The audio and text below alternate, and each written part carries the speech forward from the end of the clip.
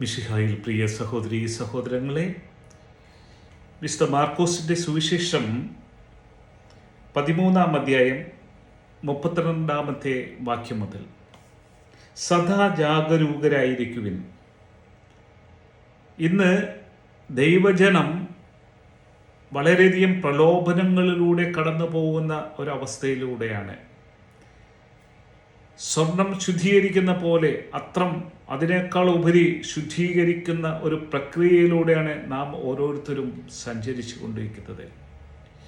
ഈ ലോകം നമ്മളെ വെറുക്കുന്നുണ്ട് ദൈവത്തിനോട് കൂടെ ചേർന്ന് പോകുമ്പോൾ.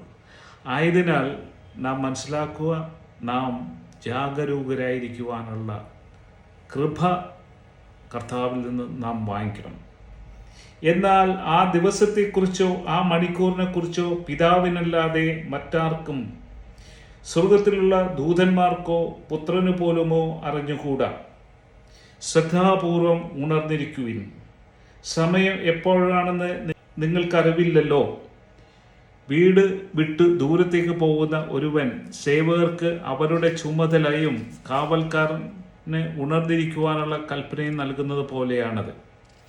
ആകയാൽ ജാഗരൂകരായിരിക്കുവിൻ. എന്തെന്നാൽ ഗൃഹനാഥൻ എപ്പോൾ വരുമെന്ന് സന്ധ്യയ്ക്കോ അർദ്ധരാത്രിക്കോ കോഴി കൂവുമ്പോഴോ രാവിലെയോ എന്ന് നിങ്ങൾക്കറിഞ്ഞുകൂടാ.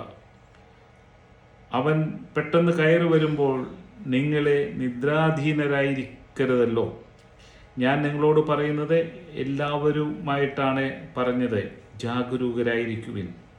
കർത്താവിൻ്റെ വചനത്തിലൂടെ നാം ജാഗരൂകരായിരിക്കുക എന്ന് പറയുമ്പോൾ, സ്വർഗത്തിൻ്റെ അധിപൻ തൻ്റെ സ്വർഗീയ രാജ്യത്തിലേക്ക് പ്രവേശിക്കുവാനായിട്ട് നമ്മെ തിരഞ്ഞെടുക്കുമ്പോൾ ആ യോഗ്യത നമ്മളിൽ ഉണ്ടാകണമെങ്കിൽ നാം എപ്പോഴും വചനത്തിൻ്റെ ആ തീക്ഷ്ണതയിൽ നാം വളരുവാനായിട്ട് പ്രാർത്ഥനയും ഉപവാസത്തിലൂടെ ദൈവം നമ്മളെ ഏൽപ്പിച്ചിരിക്കുന്ന ദൗത്യങ്ങളെല്ലാം പൂർത്തീകരിക്കുവാനായിട്ട് നാം തീർച്ചയായിട്ടും പരിശ്രമിക്കുക. അതിനുള്ള കൃപകൾ ലഭിക്കുവാൻ വേണ്ടി നമുക്ക് പ്രാർത്ഥിക്കാം. ബ്രദർ തോമസ് ജോർജ്, പാണശ്ശേരി.